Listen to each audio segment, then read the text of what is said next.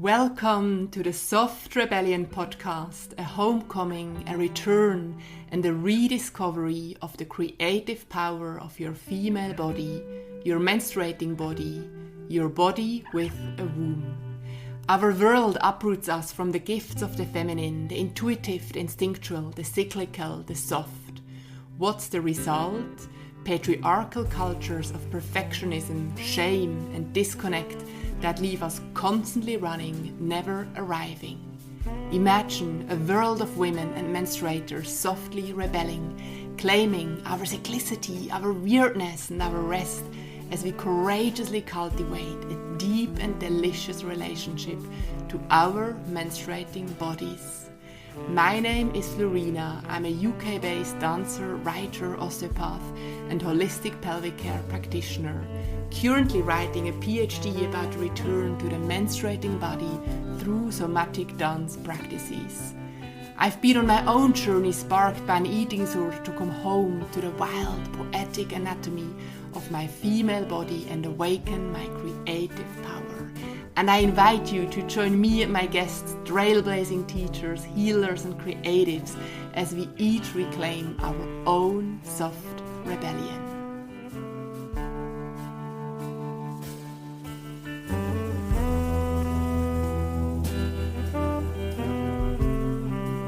Hello and welcome not only to a new episode, but to a whole new season. It's the third season of the Soft Rebellion podcast. I am back from my summer holiday and ready to dive in again into more of those so deeply touching, inspiring, and mysterious conversations about the return to the female and menstruating body. And I'm so glad that you are still here, and I hope you're well and that you had a good summer too.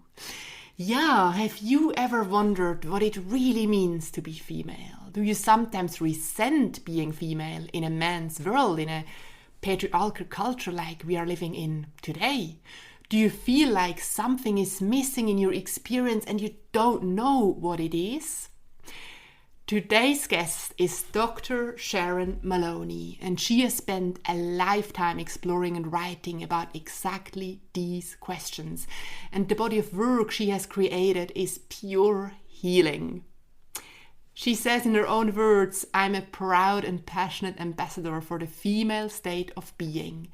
It's the one thing that lights me up just thinking about it, and for which I want to be remembered after I'm gone." I find those words so beautiful, and I agree, and I feel very, very similar. We had such an amazing conversation. We, in fact, had a hard time to stop talking, and I'm so deeply grateful and happy to have had Sharon on the podcast and to introduce her to you. So just a little bit more about her. Sharon is an author, speaker, women's health therapist, and bodyworker who guides women to find, reclaim, and embody their sacred female power. Her mission is to restore the sacredness of the female body, which she believes has a crucial role to play in restoring the male-female balance on the planet.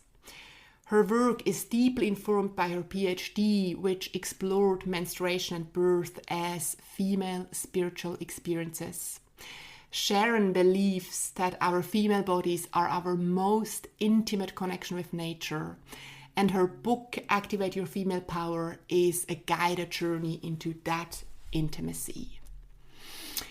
So let's not longer plubber along and let's dive in to my conversation with the one and only Dr. Sharon Moloney. Enjoy.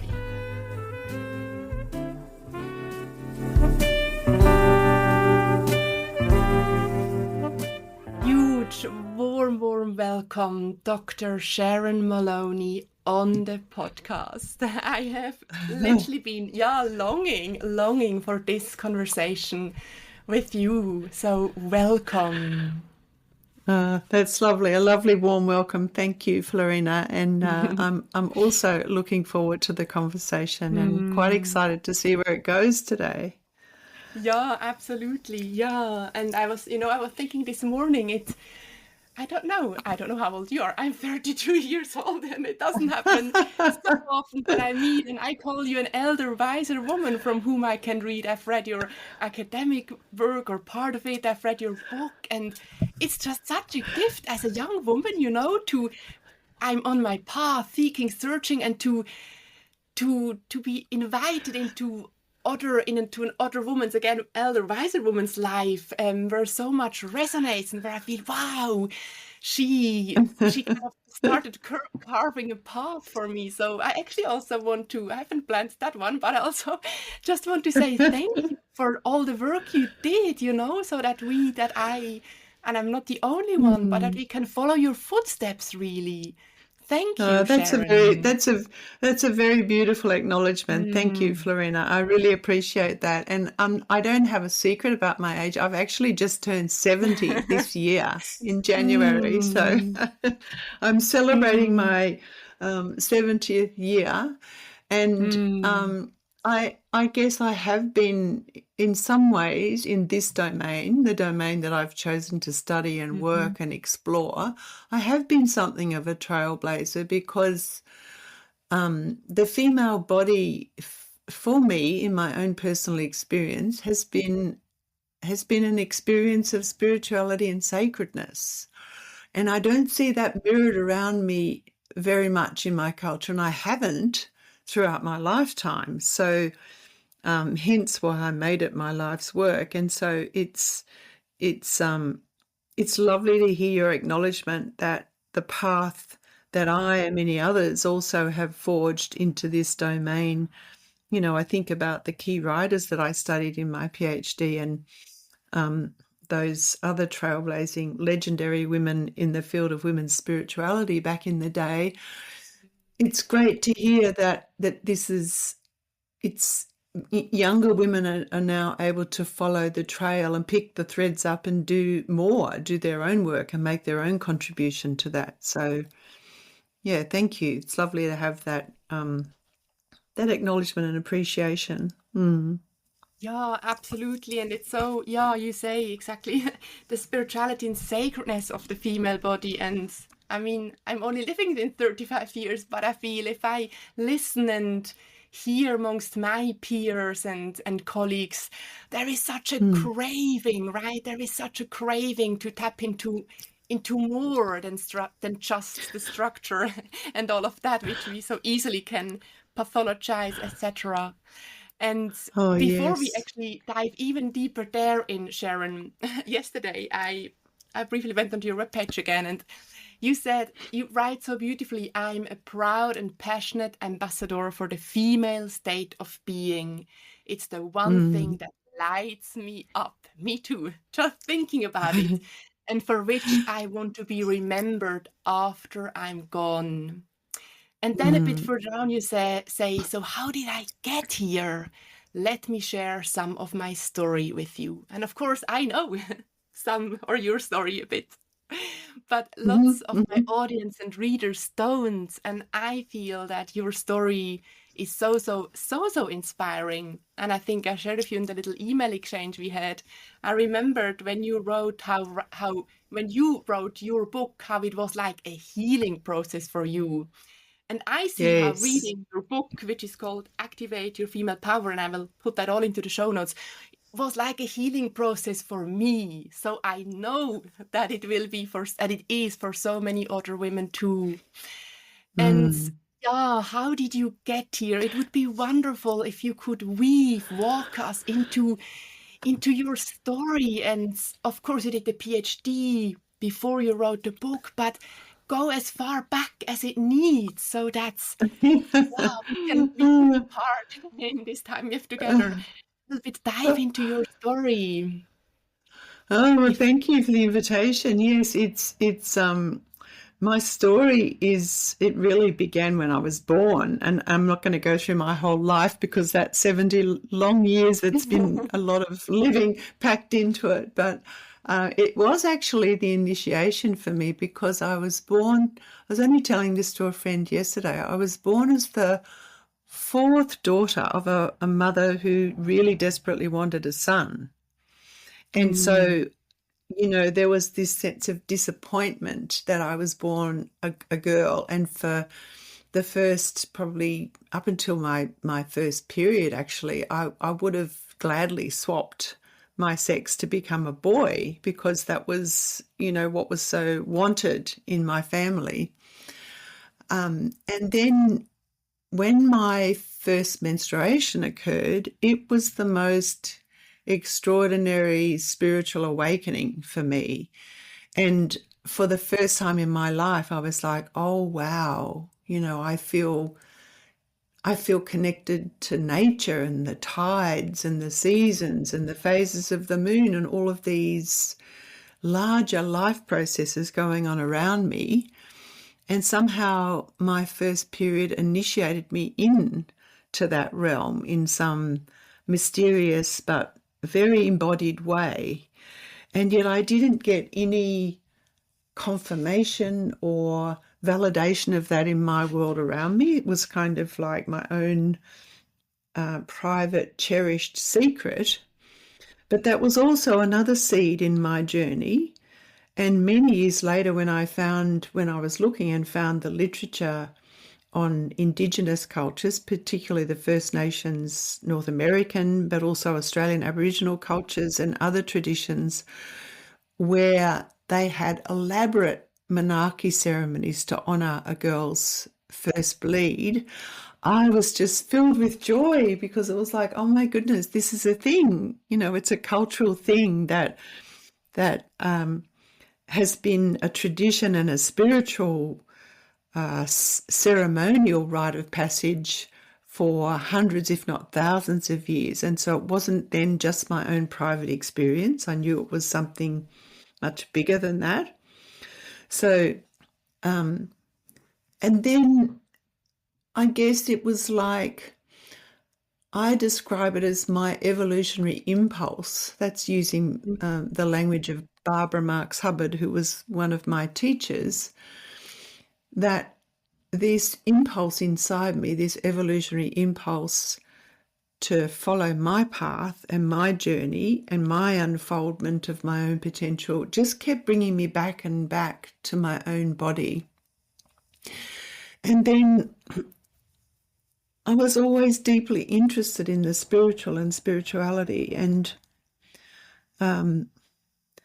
looking for God in all kinds of places, traveling through Asia, looking for the sacred there, traveling in different parts of the world. I became very committed to finding God, looking for spirit, but outside myself. And then there came a point where it was like, I had a major health crisis, actually. My poor ovaries ballooned up like bunches of grapes, and I was in quite a lot of pelvic pain. And so I went to the library and got out all of the books that I could find back in the day about the physiology of the female body. And I just had this aha moment after aha moment where I was like, oh my goodness, I've been looking my whole life for spirit in all the wrong places. And here it is, right here under my nose, inside my own body, in the most extraordinary and powerful and compelling and joyful way. And it was like, that was the beginning of me starting to write my book and realizing that this search for spirit and spiritual nourishment that I'd been looking for outside myself was actually right here in home base, under the skin, hidden away in places that I had never even thought of as being spiritual. And yet I'd had those earlier experiences, of my first bleed, and knowing that that was such a powerful spiritual awakening. So, my journey's taken me through many twists and turns, and down some dead ends, and through all sorts of ups and downs. But faithfully, my evolutionary impulse brought me, when I was towards the end of my 30s, so so reaching 40 brought me back home. And that's really when I found what I call my path with heart consciously. And I thought, oh, every woman needs to know this amazing, miraculous presence of spirit that goes on inside her body, like how we ovulate and how the lining of the womb builds up and how intelligent and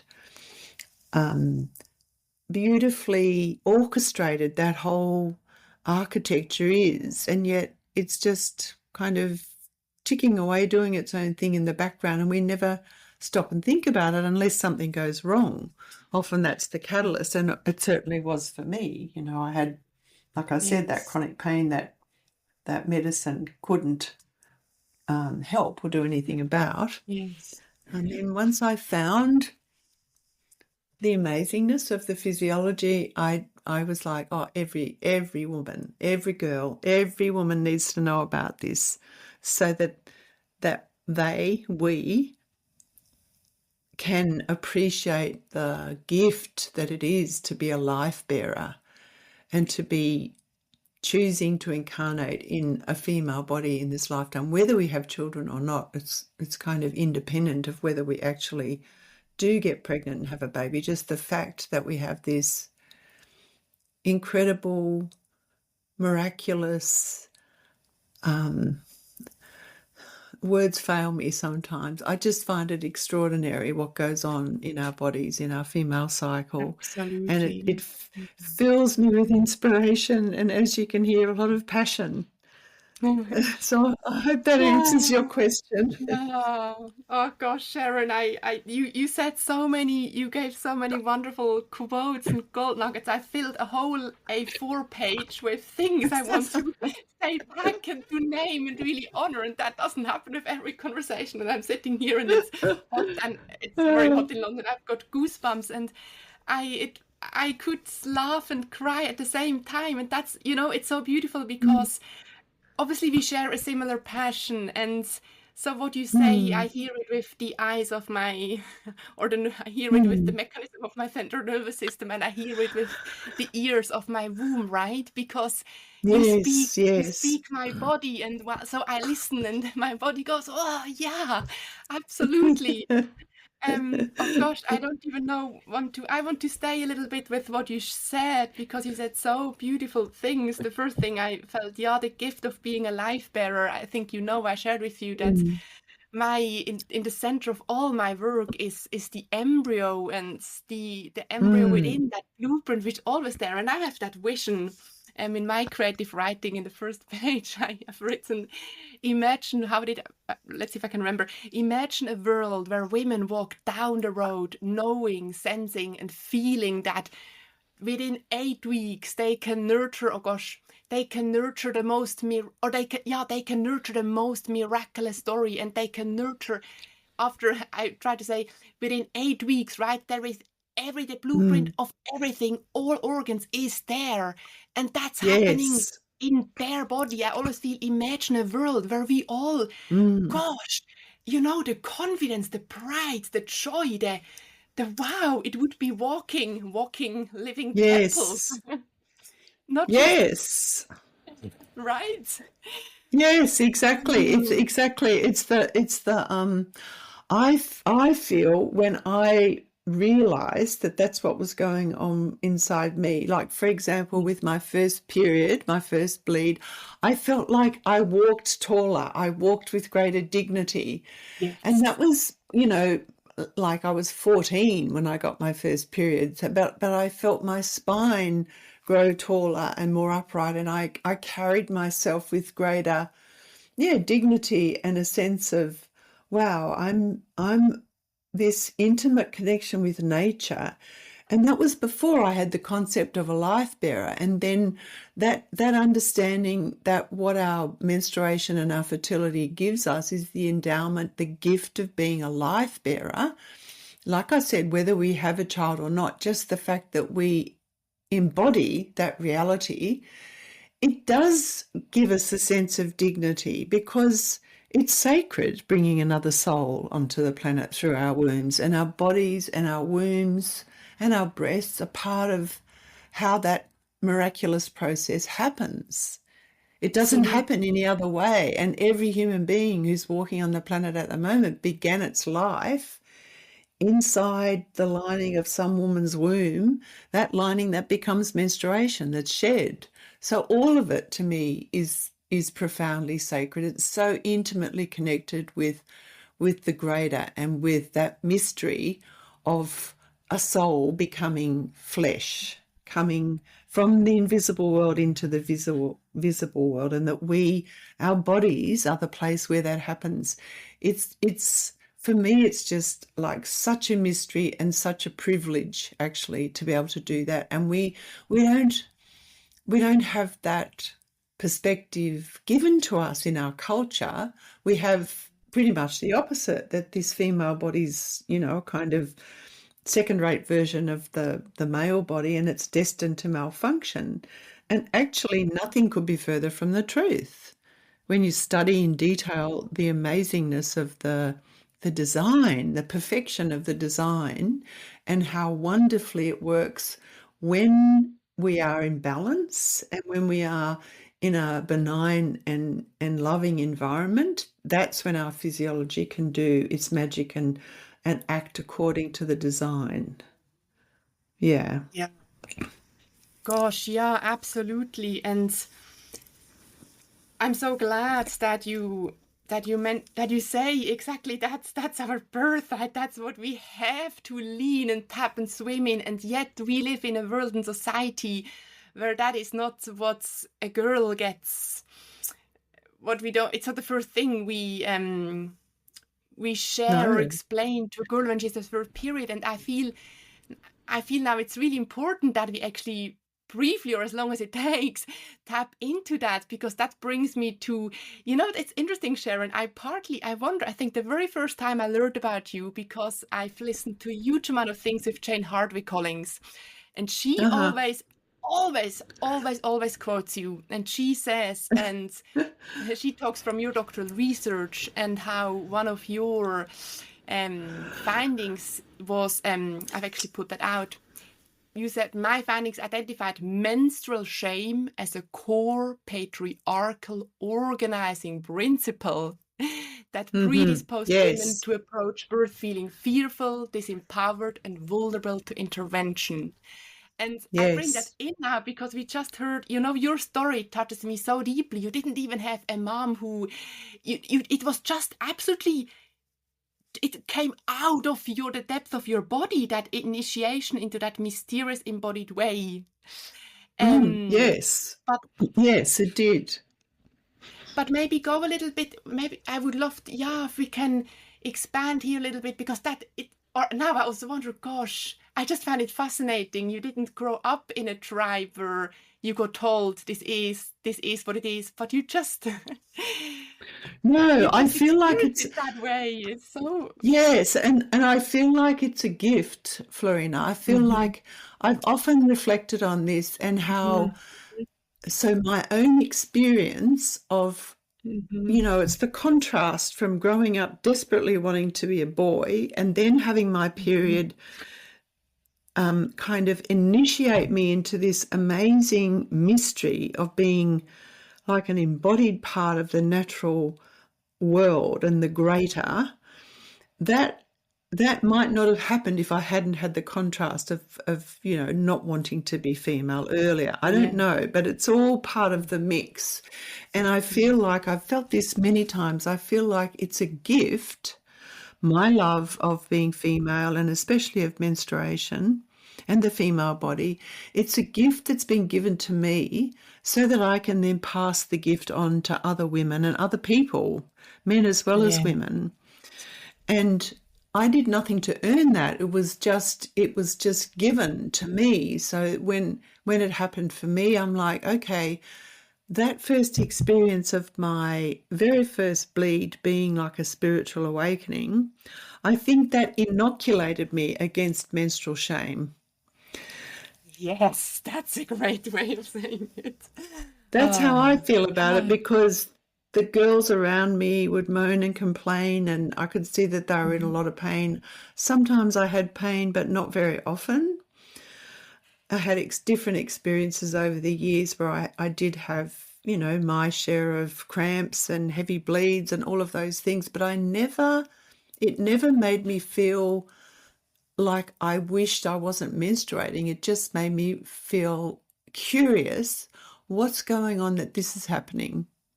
Because I knew the design wasn't to be like that most of the time, and my experience of menstruating wasn't cramps, severe cramps or flooding, or that wasn't how it was most of the time. So when it did go like that, I was curious, well, what's going on that's happening?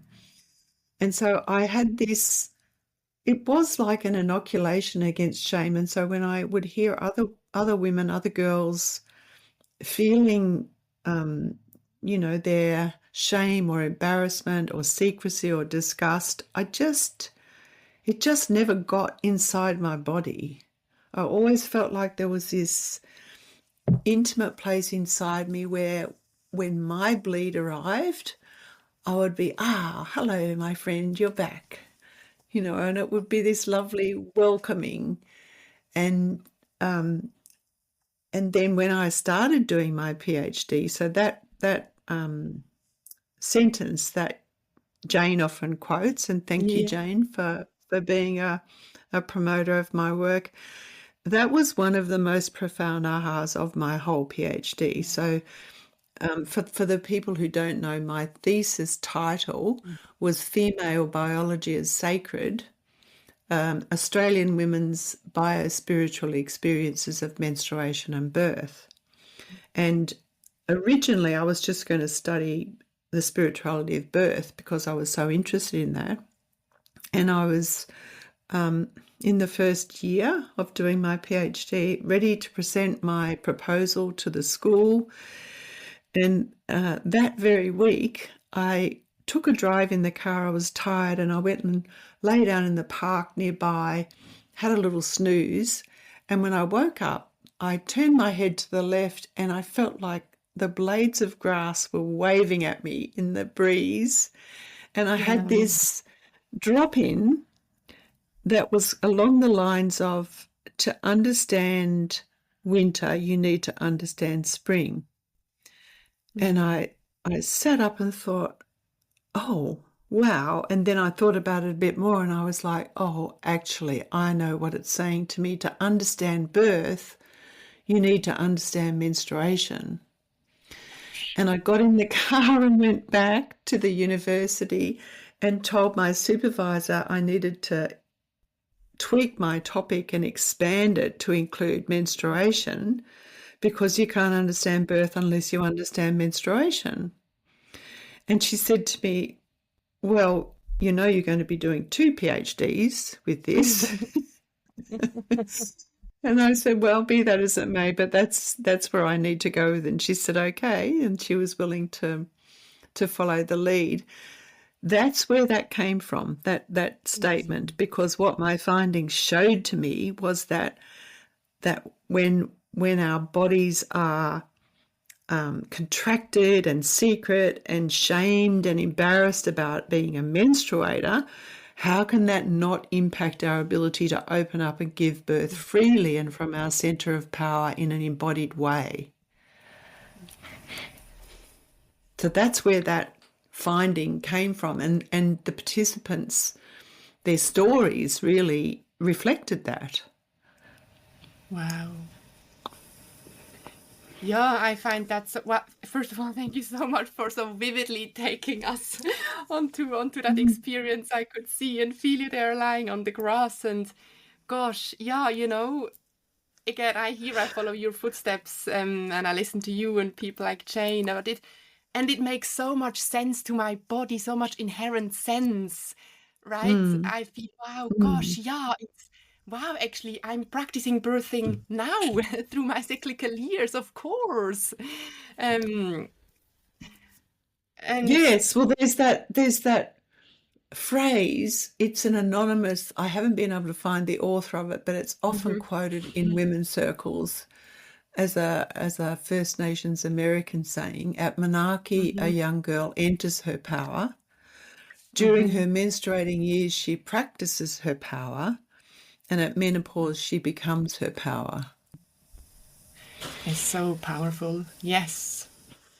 Yeah. That's true. So each menstruation is a practicing of that, and birth is one of those huge spiritual rites of passage and Mm-hmm. initiations that happens because we are menstruators. If you're not Exactly. menstruating, it's not likely that you're going to give birth.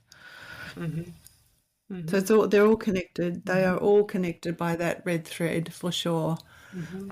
Yeah, it's literally that I love to think about the red thread. It's literally the blood, the red thread of the blood, which connects them all. And that Yes, brings us back to also society and patriarchy, right? Therefore, if that is just that, we could now say, evolutionary process of women really stepping into their power, then gosh, yeah, what a tool for society or a patriarchal society to shame that whole theme, because something, gosh, what does, I heard this amazing quote just recently with shame and power, but that's because that's exactly how we can, I mean, you can say much more about that, but hence we get taught more menstrual shame than menstrual honor, right?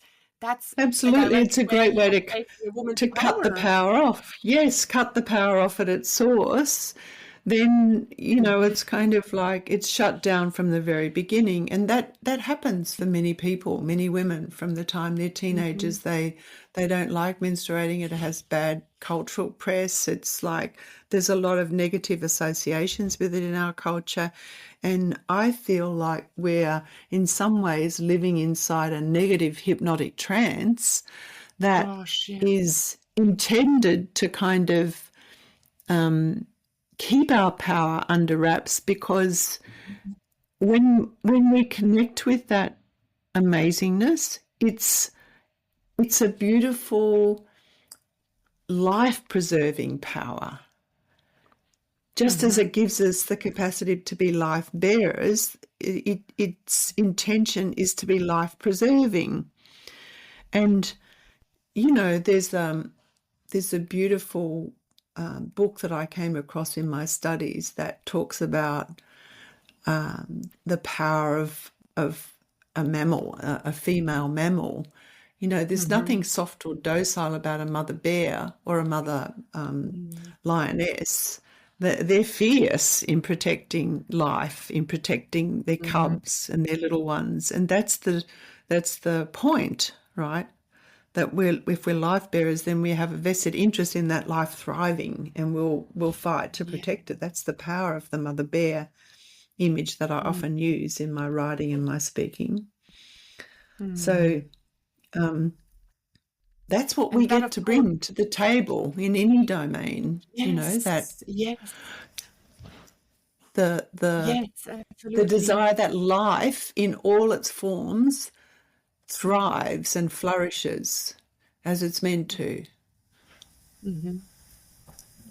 Gosh, yeah, absolutely. And that's where it gets so, I find that so beautiful, I feel now um, how menstruation, menstrual shame, how that whole theme, it's so, I feel right now so many cycles and layers. It's so beautifully entangled. It's about so much. It's about from culture, society, spirituality. It's so big. It's about the blood. It's about so much more. Because when you say Mm. life preserving, of course, it's not just about protecting like human life or a baby's life, but just for me, it's about I struggled right now to find the right words, but I feel if I'm really tapped, blocked into my womb and my blood, gosh, then I take agency and responsibility to just to what I want, what I'm creating, what my vision, my dreams are, Mm. and of course that's what the world needs, right? In Yes, my perspective, exactly.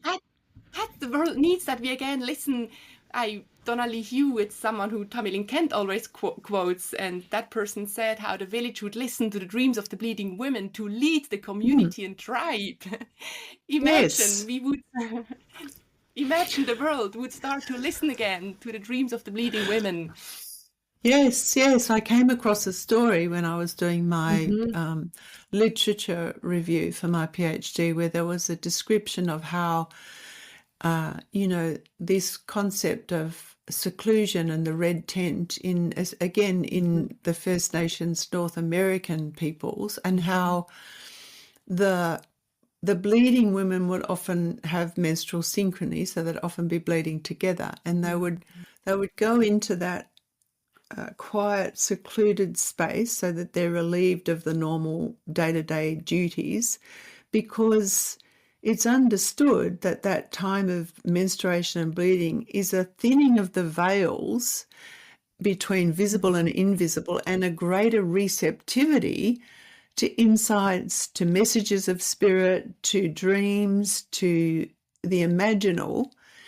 And so the younger women would gather together to bleed, and the older women, the grandmothers and the ones who are menopausal, would be there to guide them and mentor them and teach them and encourage them to listen to their dreams and discern what it was that they were tuning into on behalf of the collective. And so they might be there in their bleeding time going, oh, I've got an insight that this older woman has some kind of disease forming in her body, and this is what she needs to take to sort of support her to not get sick. And that little boy is acting strangely, and this is what he might need. Or, there's a famine coming and we need to take these steps.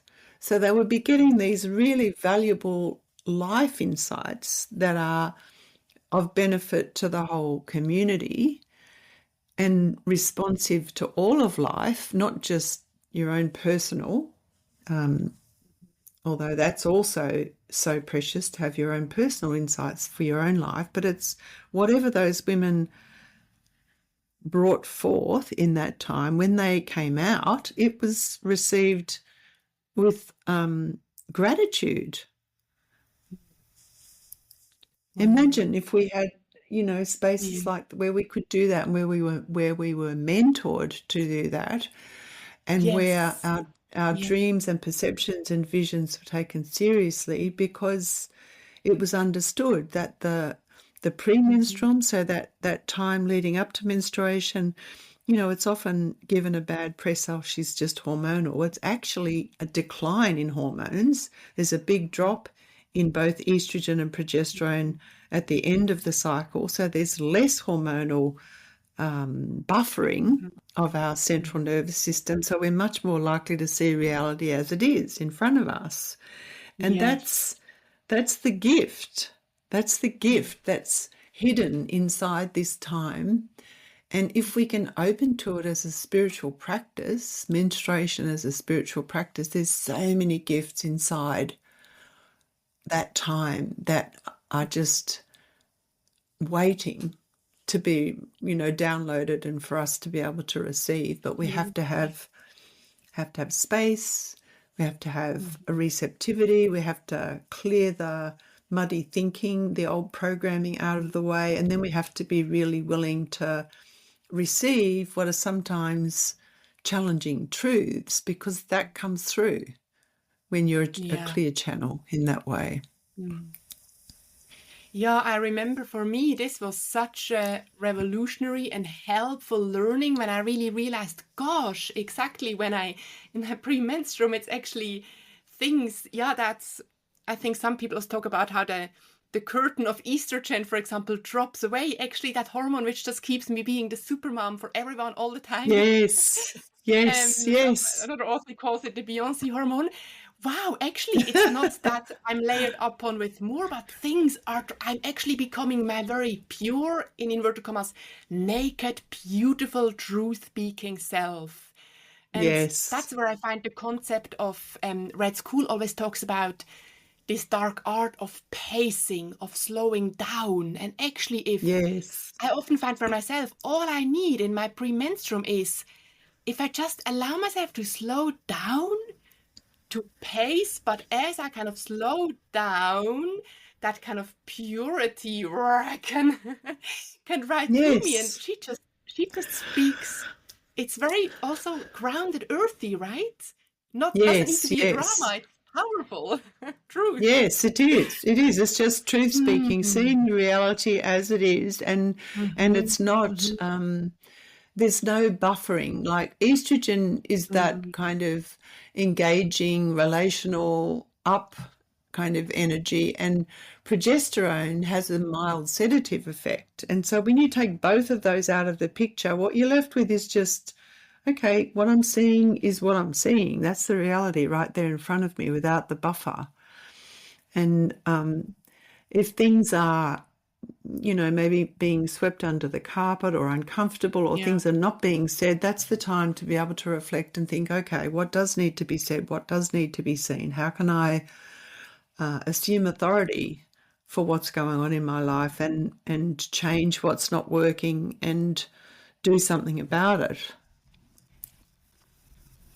Yeah, and that's what I, as I just say, what I find so beautiful. Like that's such a wonderful example, or where kind of where we can see how the very physiology and spirituality is so, it's part of the it's the same dance, right? What we those Yes. spiritual experiences are so reflected in the very sciencey science of how hormones, for example, now are released in our body. And I find that also, sometimes before, women or people from whom spirituality is a faraway concept or something they haven't been birthed into, it becomes so, wow, this is actually very rooted, anchored in the very way my body works. It's Oh, not, I think at the beginning, absolutely. it's not at all an outside concept, it's an inside concept.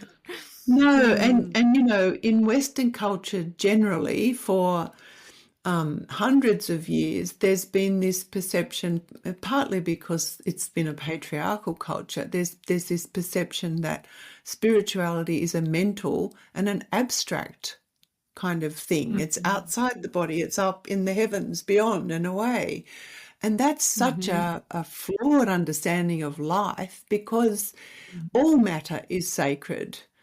The earth is sacred. Our bodies are sacred. The animals are sacred. Life, the third dimensional reality, is every bit as sacred as the invisible realm. And so that kind of abstraction, that dichotomized view that matter is just like dumb matter, inert and profane, and then there's this spiritual reality that's up in the heavens, that's remote and separate, that means you can just treat the earth like a trash can because it's not sacred, and so it doesn't matter. And since always, Indigenous peoples have known and understand that the earth is the mother and a living, conscious being, not a thing. And so it's our female bodies are microcosms of the earth body in the way that we give life, and like a seed goes into a ground and sprouts and becomes a little sapling or a plant. Well, a seed goes into our womb and becomes a little embryo who then comes forth as a human. So our bodies are a reflection of that greater body. And it's all sacred, always has been. Wow, wow.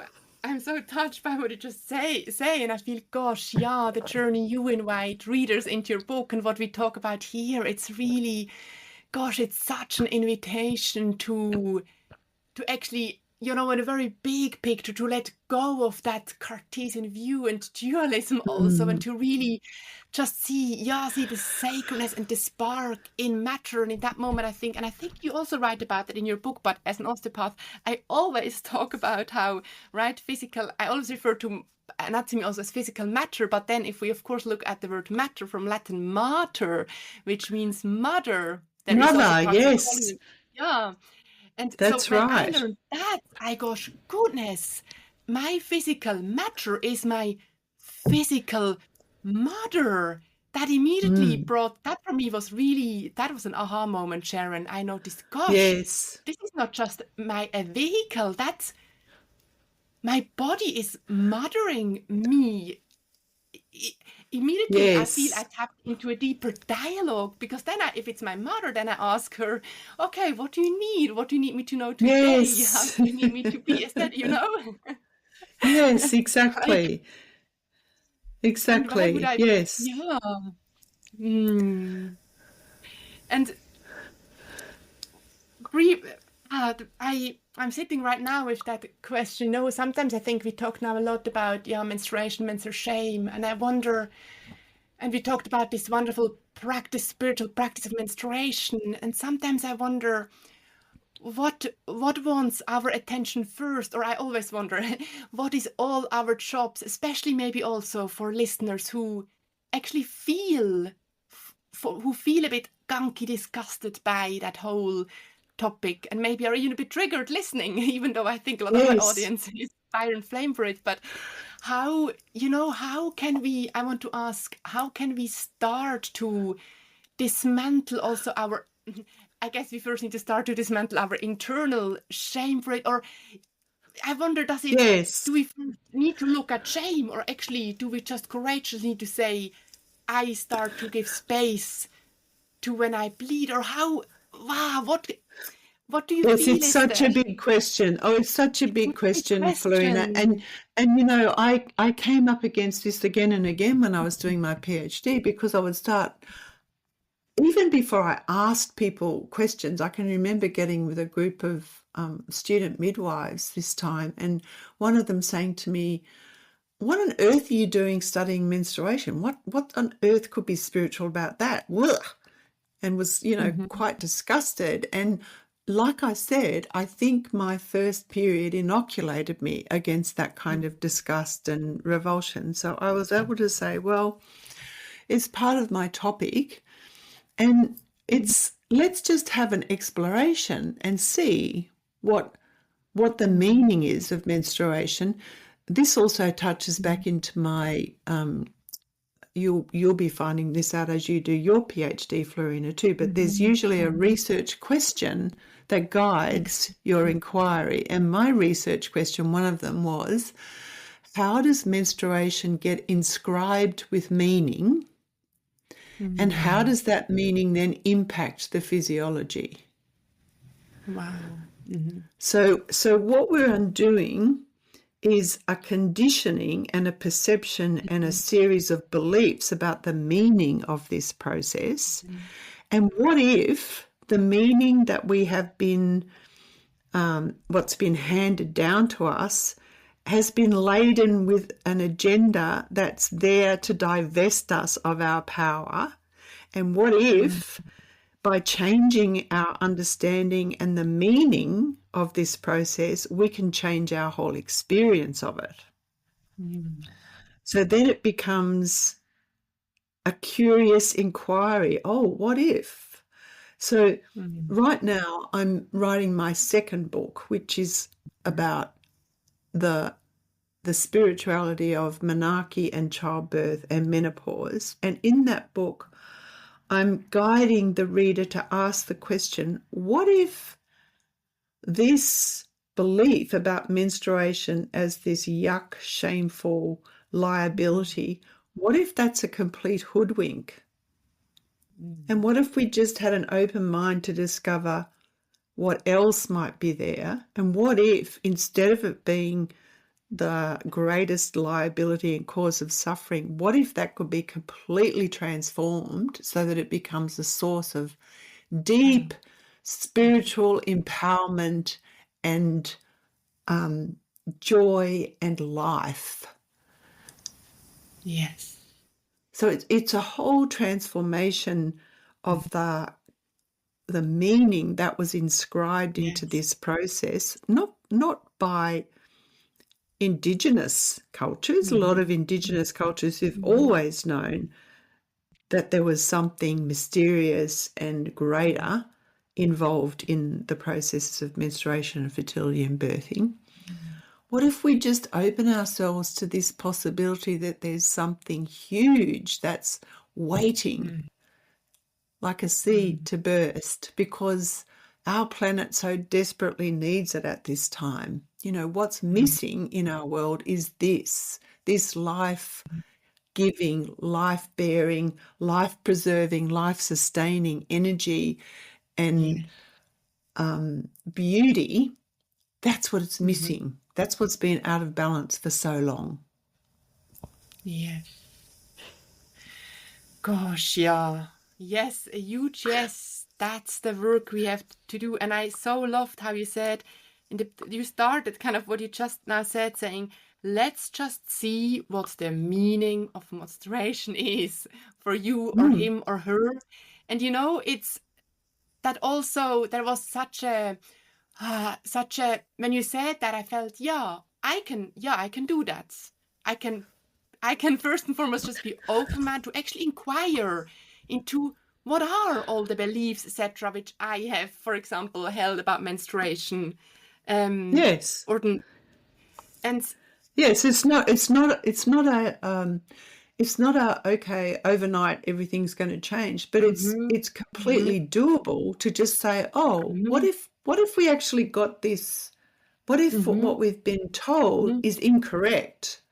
Like people once upon a time thought that the earth was flat. And people once upon a time thought that matter was dead and inert.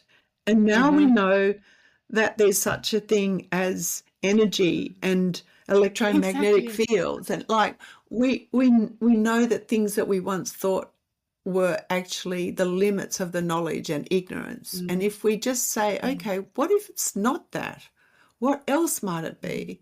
And just kind of put it in brackets temporarily and see what happens, in the body.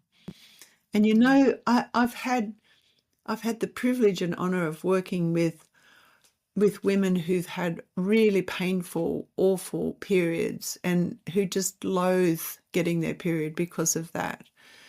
And it's amazing how within 2 or 3 months of them just changing their story and perception and the dialogue, their beliefs, in other words, about menstruation, their whole experience of bleeding begins to transform. And then they tell me 3, 4, 5 months in that they're no longer in pain and that they're actually looking forward to their period arriving because they find it so beautiful. That's when I know I've done my job. Wow. Wow, yeah. And, I want to say it's so amazing to hear. And of course, it takes courage. And that's the big and bold act to say, I dare to actually let's go or step through all those stories and things I got told from my parents, from my grandparents, from school, blah, blah, blah. And I open myself up for a new possibility. And, I was glad that you brought all those examples. We do it with so many other things. We say, oh, no, but that's not me. That's not true anymore, blah, blah. So why not with a process which more than half of the population experiences every month? Yes, and that like nature's not a lemon. Nature didn't create this process so that we have to suffer. That was never the intention. Nature created this process so that we could have human life. And so it's just, I mean, the shame is a cultural loading and indoctrination in some ways. But as happened for me, and I again say that this is a gift that was freely given by the Greater to me, I've lived my whole life without menstrual shame. So it's possible. And that's what I want to pass on to any woman who's listening, any woman who comes across my path. It doesn't have to be this shameful, embarrassing, liability in our bodies. It can actually be completely different than that. You can turn that whole system on its head, and it's actually what's required of us now. It's no longer well, that would be nice. I feel so deeply it's actually required of us because it's the source, the deepest source of our instinctual power and preservation of life. And life now requires us to come forth with that. Yeah. Wow. Yes. Yeah, and if we do that work, right, or if we have support, like thank you that you guide us, all of us through that. I hope that this conversation, plants seeds and guides women. And because if we do that work, then I feel if we work with those beliefs and meanings about menstruation and dismantle that big carpet of shame, then we can Mm. really step into where we start our conversation, just the sacredness and that the Yes. incredible magic of our anatomy, of our physical matter. Yes. I Mm. mean, imagine one of my participants in my research said to me, well, if you're walking around for 1 week out of every 4 feeling shamed and like something yuck and secret is happening, how on earth can you go to approach birth feeling confident? Yes. So, and the Mhm. women in my study who had transformed their relationship with menstruation, there was a link between that and their experiences of birthing from their center of power. And Mhm. sometimes it went the other way. So sometimes they had a really beautiful, powerful birth experience, and then they woke up to the power and Mm. beauty of their menstruation as a result. Mm. And imagine every woman walking tall with dignity because she's a Mm. life bearer, whether she has a child or no. There, a woman, a person who's walking taller with her full dignity as a life bearer and a life preserver is going to say no to things that are Yeah. not serving life. And that's for all the children on the planet, the mineral world, the plant world, the animal world, as well as the human world. Mhm. In the Navajo coming of age, the Menarche ceremony, it's a very elaborate, very beautiful Menarche ceremony that I just studied and studied and took so much nourishment from. They say that when the girl goes through this 4-day ceremony, she becomes changing woman. So changing woman's the deity, the female deity in that Yeah. tradition. Yeah. And she is responsible to the cycle of life and death and rebirth. So Mm. she takes on that mantle of being the custodian of all that's required for life to flourish. Mhm. It's not just her Wow. own personal, yes, it is her own personal experience of connection to the greater, but it brings with it this duty of care for all of life. The Mhm. seeds and the plants and the animals and the waters and the well-being of all of life. Mhm. That's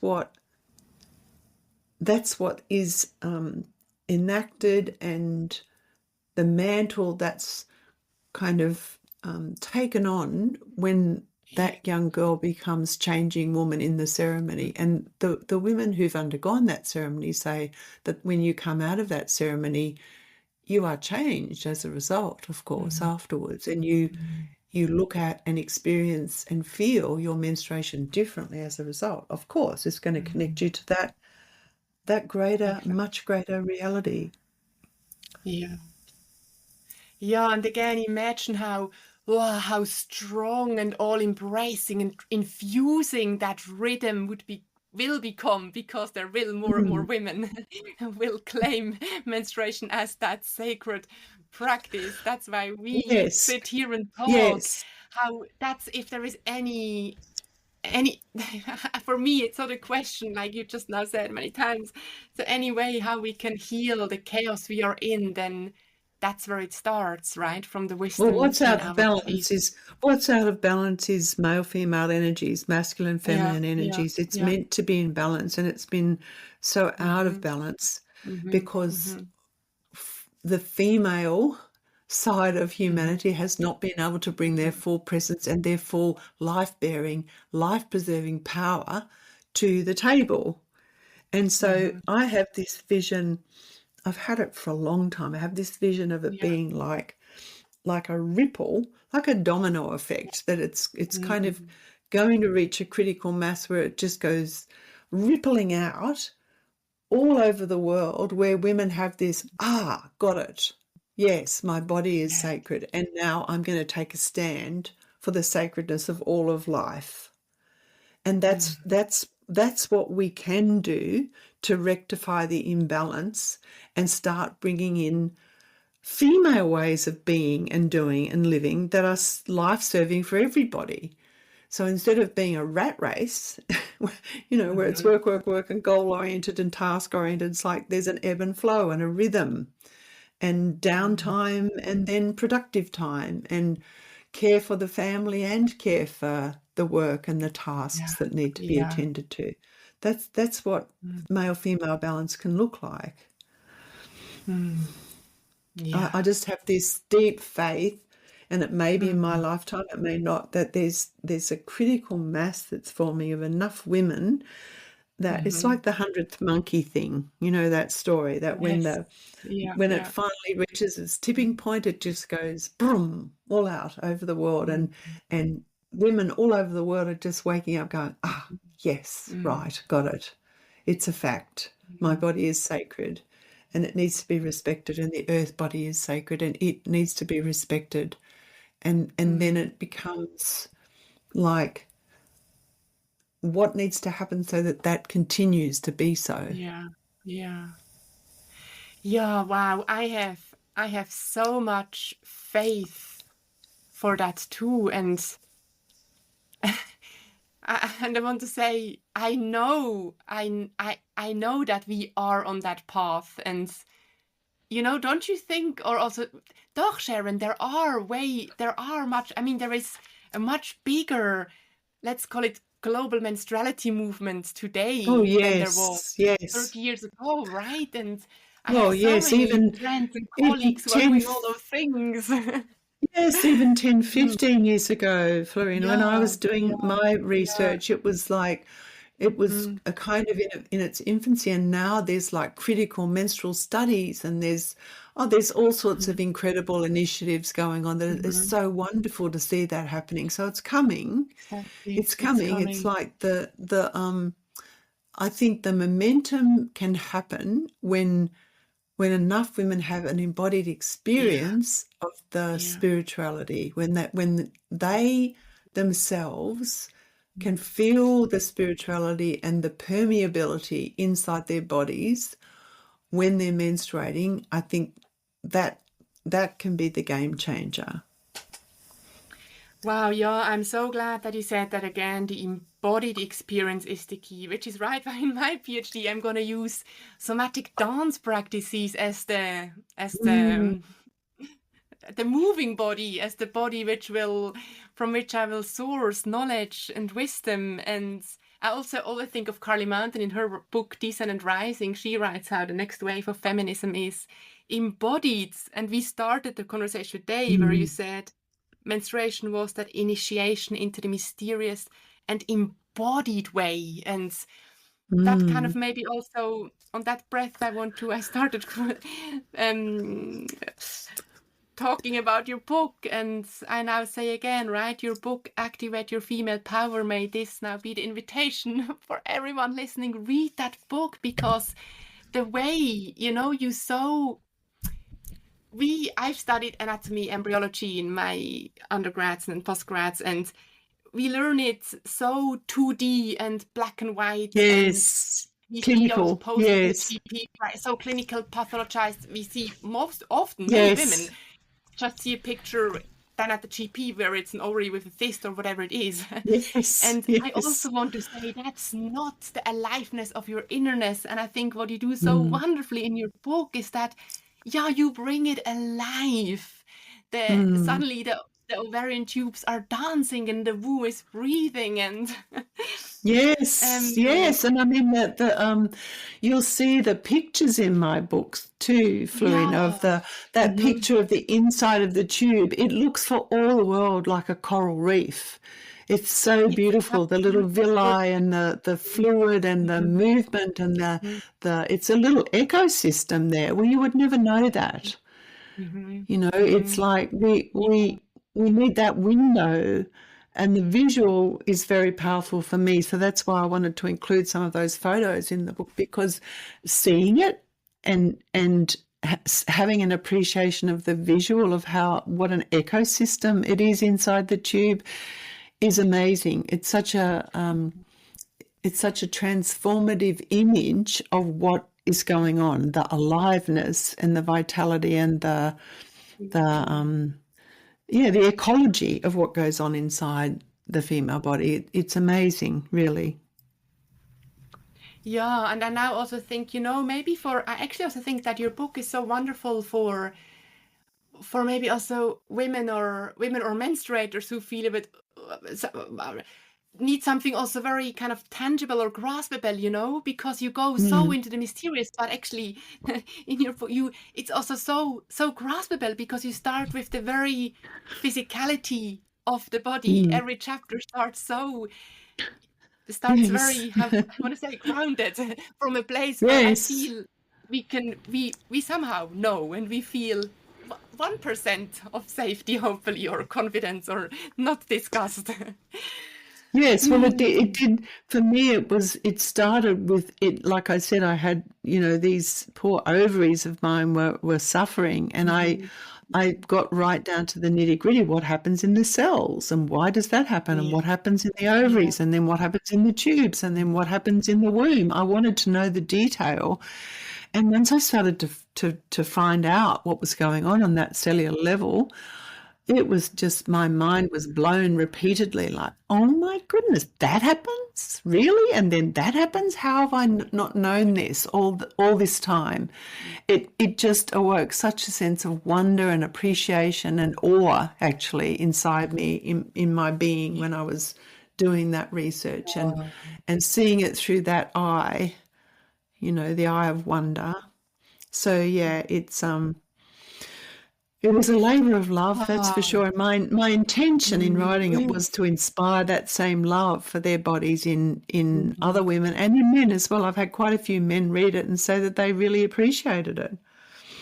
Of course. And I now think that as I'm an osteopath also, as one of the things I do, and of course that's it. That's what healing really is about. The founder of osteopathy always said, everyone can find disease, but the task of the doctor is to find health, right? Yes, so that's exactly what happened there. Anyone could have showed and told you about your system, blah, blah, but can we, okay, that's there, but can we shift the focus and see the potential, the health, the blueprint? Yes, exactly, the blueprint for health. The blueprint for health, that's what we need to orient to for our bodies and the earth bodies and the earth body. Yes. Yeah. Yes, because that's the natural state of our bodies and the earth body. Like, the earth is regenerative and our bodies are regenerative. We just have to, in a way, it's, I was thinking about this before when you were talking about, what to say to women who maybe are disgusted or ashamed of the menstruation. It's really a matter of remembering. It's like remembering the wisdom of our body, because this was known. Indigenous cultures who have preserved that wisdom have brought it down the ages from ancient times. This wisdom was known in ancient times, when the earth body was revered and there was a female deity, and by definition the female body was representative of that, and so the whole thing was regarded as sacred.